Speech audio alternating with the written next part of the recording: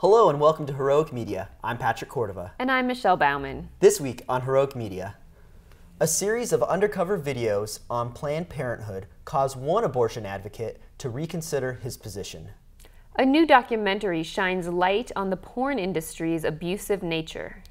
An LGBT grant maker wants to win the religious liberty fight within 3 years. Stay tuned for these stories and more here on Heroic Media.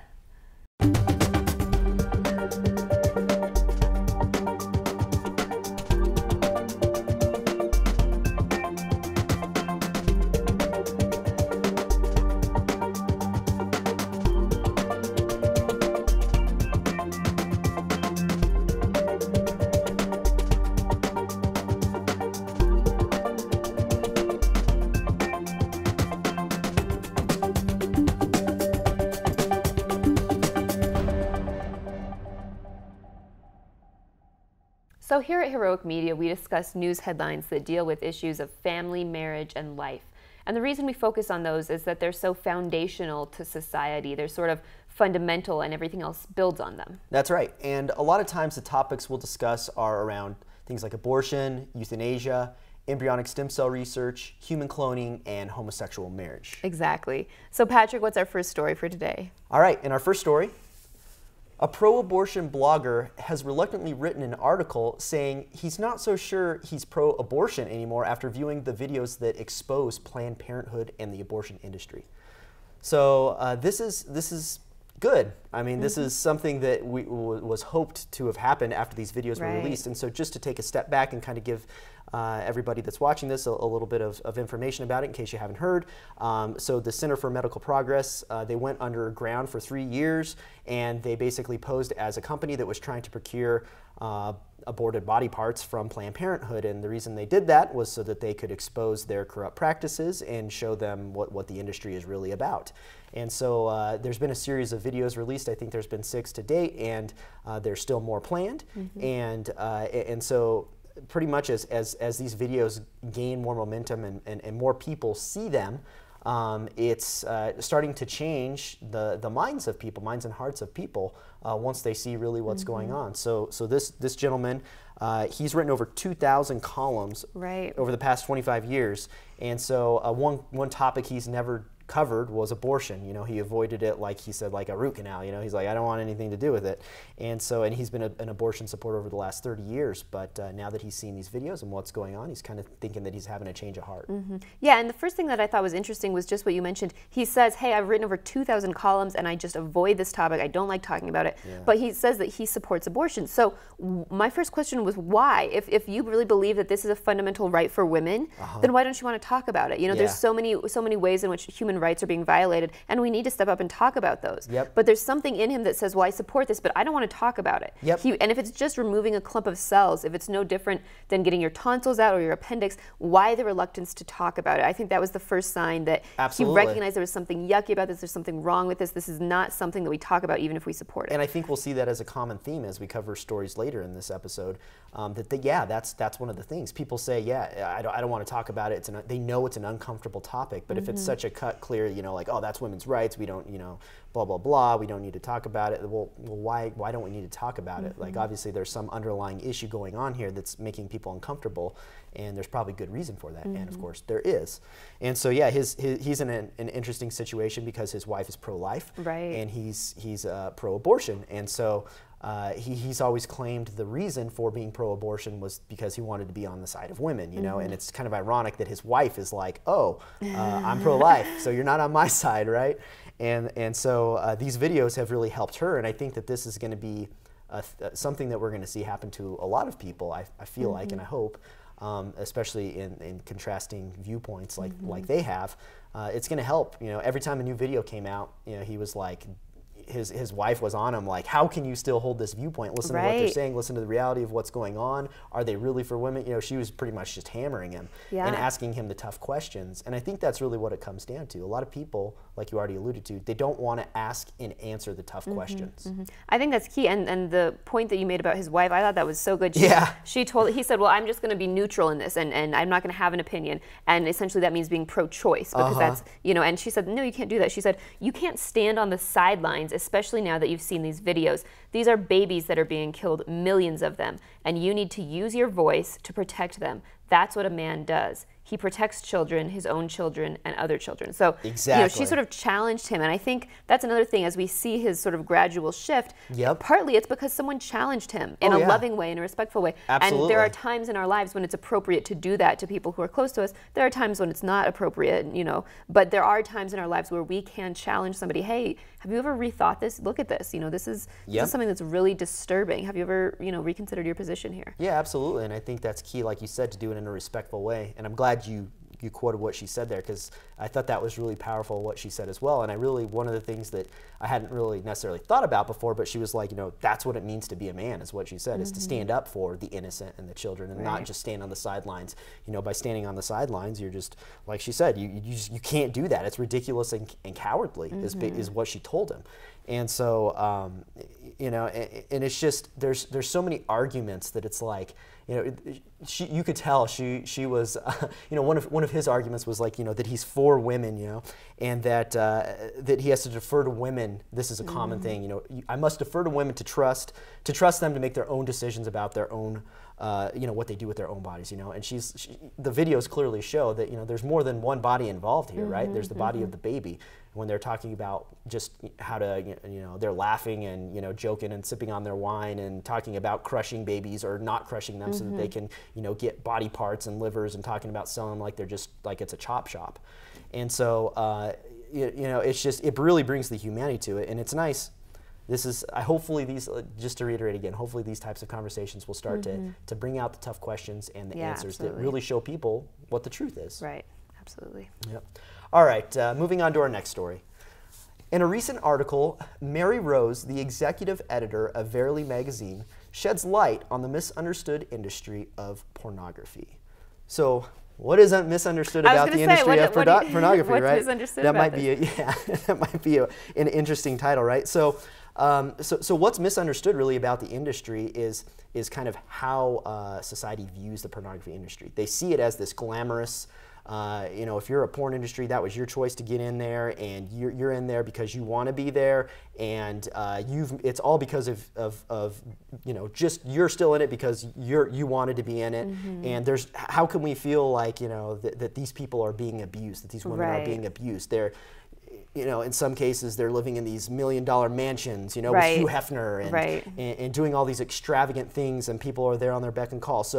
So how is it that we can say that these women are being abused? Right. And that's what's misunderstood, the view of how society views the pornography industry and the women in it in specific. Right, exactly. It appears so glamorous. Yes. And then what this article did, it was a really well done article. It pulled from several different sources, from a documentary that came out, from a couple of books and reflections, and just the stories of women who have lived this life and who have said, this was horrible, this was a nightmare. I didn't actually realize what I was getting into.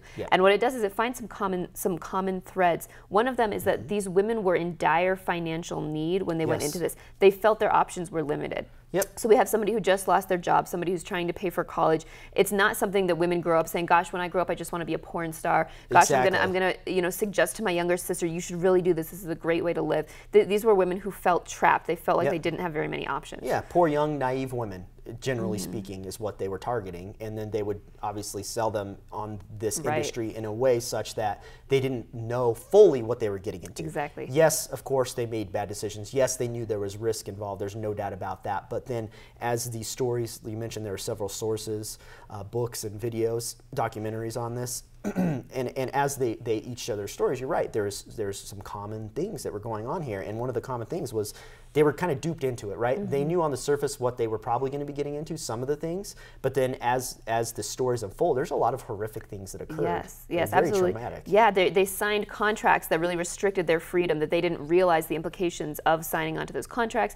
They were, in certain cases, pressured into certain sexual encounters. They were manipulated, lied to, offered drugs, in some cases monitored followed. So they really describe being trapped and wanting to escape, but really it's very hard to leave, partly because it's really hard, you know, when your resume just says that you've been working in the porn industry for the last few years, it's hard to get another job. There's sort of a reputation there. And also these women are being psychologically manipulated. So it's very, very difficult to leave. And some of them describe how difficult it is to get out of this and how they really did feel trapped. Yeah, and they did. They felt trapped. And one of the things that was like just despicable and awful to me when they were sharing their experiences was how they would say, okay, for this particular scene, you know, you're going to be doing these 3 things or whatever. And then they would get in there and then they would say, oh, actually, you're going to be doing all these things. And these other things that they didn't agree to, or with people that they didn't agree to be doing it with, or whatever. There was details in there that they would have backed out on and not done those things if had they known what was going on. And so that was one of the things that was kind of shocking to me. And it's very violent as well. A lot of the things that are done to them are very violent. And the producers of those videos want it to be violent, and they don't want them to know about it necessarily because they want it to be like as real as possible. And they want to capture their audience, which by the way is enormous, right? It's a $13 billion a year industry. And that's more than Microsoft, Google, Amazon, eBay, Yahoo, Apple, and Netflix combined.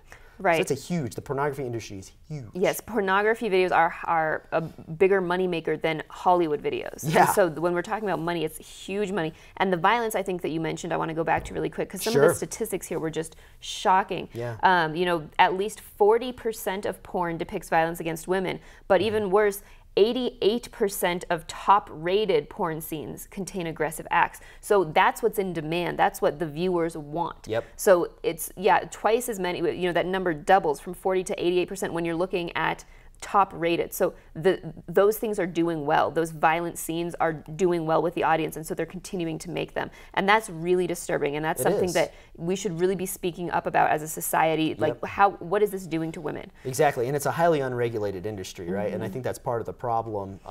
Well, there's lots of problems with it, but that's one of the big problems too, is due to the unregulated nature. What is there to say, you know, how can you get rid of that? You know, there's no regulations, there's no rules that say, oh, you can't do this, you can't do that. You know, it's very vague. It's not locked down enough. And so even some people that are for pornography say, well, yeah, they admit, hey, we need to get some rules and regulations put in here to stop certain things like this from happening. But I think we have to remember that a lot of these women, yeah, sure, they made some bad choices, of course, but they didn't realize the full extent of what they were going to get into. Absolutely. And so Mary, one of these women had the following to say. This was Holly Madison. She said, "I had fallen down a rabbit hole of nasty girls, a degrading love life, eroded self-esteem, and total fear of judgment from the outside world. I just couldn't admit to myself that I had made a terrible choice moving into the mansion in the first place. It was a cognitive dissonance at its finest." And so that was just, you can see how they got deeper and deeper into it, felt they couldn't get out, like you said, and it just kept on getting worse and worse.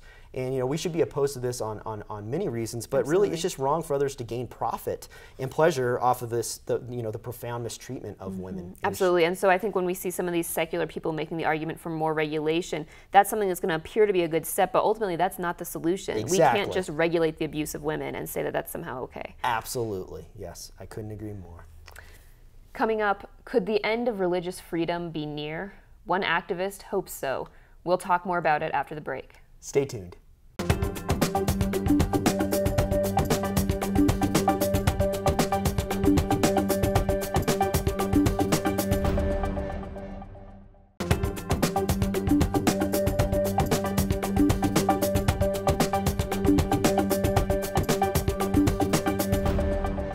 Hello and welcome back to Heroic Media. In case you're just joining us, I'm Patrick Cordova. And I'm Michelle Bauman. In our next story, a leader in the push for same-sex marriage says he wants to end the religious liberty fight within 3 years. Wow. So much for wanting to, not affect anybody. Tolerance. Hashtag it won't affect you, yeah. Right, yeah. So some really interesting stuff here. I was able to talk with Kevin Jones, who's a reporter for Catholic News Agency, and he's done some investigative reporting and really tried to follow the money here and see what's actually going on. I had some really interesting conversation with him. Let's go ahead and see what he said. Kevin, thank you so much for being here today. Great to be here, Michelle. So just to start out, for some of our viewers who maybe don't follow some of these grants, some of these connections, can you just kind of sum up briefly what it is that you've found? Well, I have found that several wealthy foundations have joined together to spend millions of dollars to attack religious freedom exemptions in the United States. They have funded some very wealthy, very well-placed activist groups. They have funded university projects. And they have funded all sorts of pressure groups to just change the face of the United States and to change public opinion about religious liberty. Okay, so here's a quote from Tim Sweeney. He was a former leader in two big groups that were promoting same-sex marriage. And he said, "We are at a crossroads where the choices we make will mean we will fight religious exemptions for 2 to 3 years or have a protracted 20-year struggle on our hands." So what did he mean? What was he advocating? He was advocating a very quick victory. You might even call it a blitzkrieg. He has seen the direction that society is going in, and he thinks that with a little more money and a little more power from his friends in the business community, he can win the religious liberty fight, make religious liberty a dead issue, something where even anyone who brings it up will be spoken of as an extremist or as an irrelevant person. And are we seeing this actually happening? Is this spending happening? What kind of numbers are we talking about here? Yes, well, the numbers we are talking about are intimidating. I've discovered at least 6 wealthy foundations have spent almost $4.8 million on very intelligently targeted grants. The two big names, the really big name is the Arcus Foundation, which has some very great political connections. But they are the main drivers behind this strategy. They outline the anti-religious freedom fight on their website. The behemoth in the background is the Ford Foundation. They have assets of over $10 billion. They spend $500 million on grants each year. And while they've only committed about $1 million to the anti-religious freedom fight, simply because of their legacy and of who they are, that means their influence is outsized. And curiously enough, there is an overlap between the Ford Foundation and Arcus Foundation leadership. The Ford Foundation president, Darren Walker, sits on the board of directors of the Arcus Foundation. So you see the very close-knit and very timely network that is able to work together to advance social change and, as they say, to move the levers of power, you might say. And where exactly is this money going? What specific religious exemptions are they targeting, and how are they doing it? Yes. Well, the main target of this spending is to fund a network of experienced leaders who know what they're doing, who tend to be very well placed. You see funds to the American Civil Liberties Union Foundation. They've given at least $700,000 to them alone.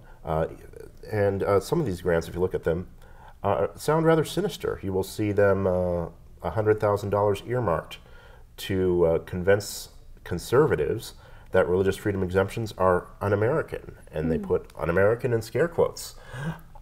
You also see projects like the Columbia University Law School project on reproductive rights and religious freedom exemptions. Over $1 million has been targeted to build a stable of very experienced, very reputable scholars to make the academic case against religious liberty. And at the same time, you also see an effort to try and get a popular concept, a popular activist sort of person behind this anti-religious freedom movement. The group Faithful America got $75,000 from the Arcus Foundation to combat those who, in the Arcus Foundation's view, abuse religious freedom to discriminate. Interesting. So if we look long term here, what do you see as the potential consequences if these groups successfully are able to derail some of these religious exemptions? Well, you will see continued legal threats to religious liberty. We already know how hard it is to run a bakery in some states. We should remember that Catholic adoption agencies have been shut down in some states for almost 10 years now because they could not in good conscience place children with same-sex couples. Further, the HHS mandate is also a target. Planned Parenthood is in on the act too, and they really want to destroy Catholic resistance, both to their idea of reproductive rights and their idea of unjust discrimination, which is a very strict and rigid one. Great. Well, Kevin, thank you so much for being here. Thank you for all the work that you do, and thanks for taking the time just to stop in here and share some of your findings with us. Thanks for having me, Michelle. Wow, it was a great discussion you guys had. I think that it's just important to note that it's kind of this whole discussion about same-sex marriage is just really hidden behind this facade, right, of equality. And really, I think people, especially with deep pockets, their goal is to kind of silence religious organizations and moral teachings and moral truths. And so I think that's one of the biggest things that I got out of this. This Yeah, story. the church becomes a threat to their goals. Yep, exactly. All right, stay tuned. Coming up after the break, we have one more story.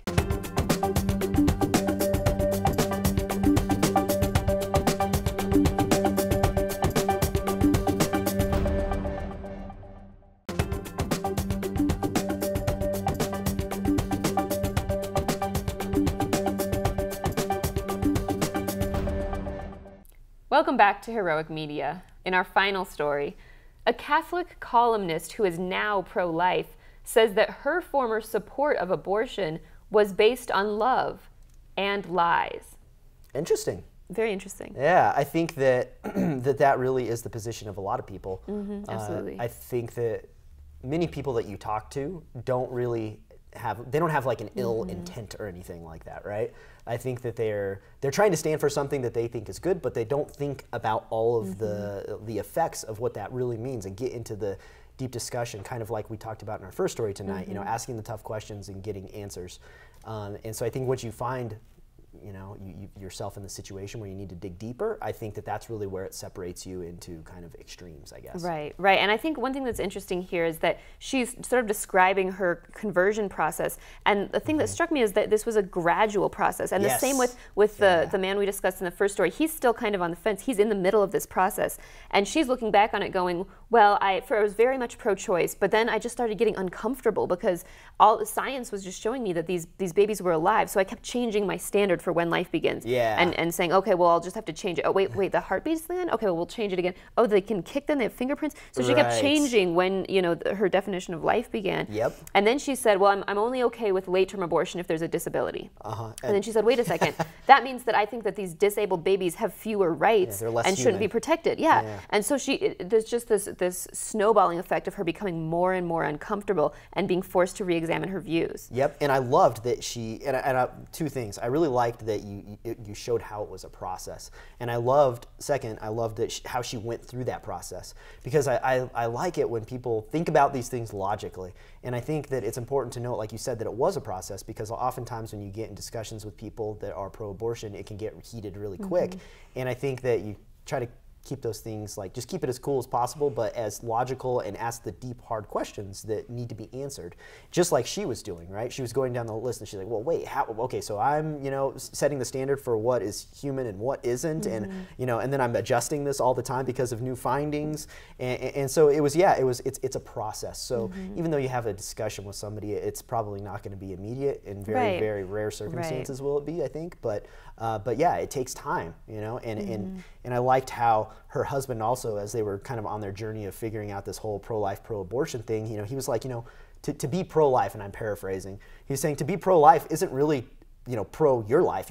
Everybody's pro your own life. It's really about being pro somebody else's life. And I think that was one of the big stepping stones as well, because they realized that, yeah, there is another life there, and these people care about other people. Right? Absolutely, yeah. And so as this process evolves, she said, I thought this was interesting, the one thing that finally changed her mind on it was that she was forced to re-examine her views on sex. And because really she said, growing up, I just had this idea that sex and babies had nothing to do with each other. In sex ed at school, they didn't, it's like sex is something totally different than babies. Yeah. And even in her Christian marriage prep class, which was not Catholic, it was just Christian at the time, and she said that they had this whole section on good sex, and babies were completely ignored. And so she said that she just grew up in this world in which babies are generally undesirable, except for maybe one or two times in your life where things are perfect enough that you want them. But most of the time, you don't want babies, but you want sex. Yes. And so. And then she said the Catholic Church, it was when I was reading up on the Catholic view of sex and new life that everything changed. Because the Catholic position is that new human life is always a good thing. Yep. And that, you know, there's this teaching on NFP and trying to avoid pregnancy when you don't feel that that's what you're being called to. But the default is that life is a good thing. Yes. And that was so radically transforming for her that it changed her view on everything. Absolutely, and that's transformed some friends of mine too. Their viewpoint, that's what brought them into the Catholic Church too. So that's one of the things I love about the church is their view on sex, marriage, children, and how it hasn't wavered, you know? Right. And so I think that that's really important for people that are asking the tough questions, that are seeking the truth, and that's clearly what they were doing along their journey, right? And yeah, that also stood out to me, just to reiterate what you said. She was talking about, you know, kids are just like, she grew up and she didn't have any siblings, I believe, and she was just saying, like, you know, kids were viewed as kind of like an add-on to her, in the way that she was, you know, was raised and what was taught in school and stuff.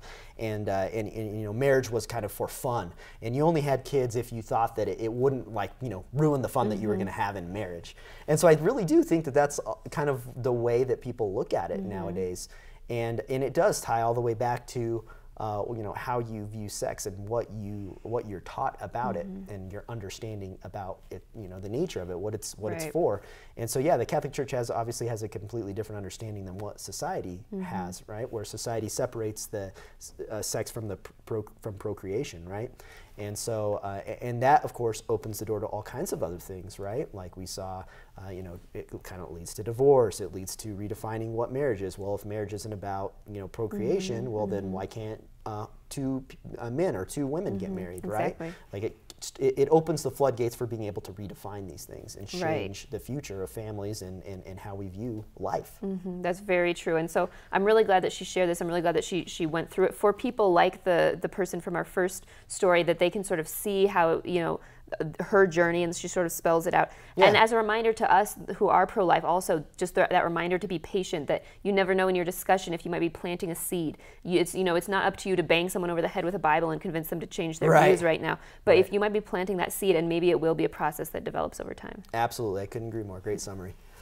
All right, that's it for this week on Heroic Media. Please join us next week for all the up-to-date news on the pro-life issues that matter to you. Please feel free to write to us with any comments, questions, or news tips at news@heroicmedia.org. And please visit our website at heroicmedianews.org, where you can check out more stories like the ones we discussed on this episode. That's it for this week. Until next time, keep us in your prayers. God bless.